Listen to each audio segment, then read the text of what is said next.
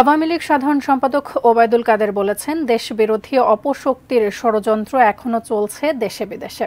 নির্বাচিত সরকারকে অবৈধভাবে ক্ষমতাচ্যুত করার চক্রান্ত চলছে বলেও অভিযোগ করেন তিনি। বঙ্গবন্ধু এভিনিউতে দলীয় কার্যালয়ে এক অনুষ্ঠানে তিনি এই মন্তব্য করেন।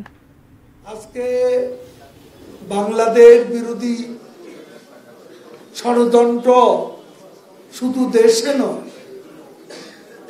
বাইরেও বাংলাদেশ বিরোধী অপপ্রচার আছে, ষড়যন্ত্র আছে এবং নির্বাচিত সরকারকে অবৈধভাবে হটানোর চক্রান্ত দীর্ঘদিন ধরে আমরা লক্ষ্য করেছি।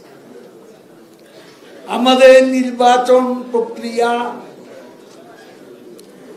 স্বচ্ছ থাকার পরও, ভোটার উপস্থিতি সন্তোষজনক থাকার পরও অবিরাম আমাদের নির্বাচনের বিরুদ্ধে, গণতান্ত্রিক ব্যবস্থার বিরুদ্ধে দেশি বিদেশি একটা চক্র অপপ্রচার, মিথ্যাচার চালিয়ে যাচ্ছে।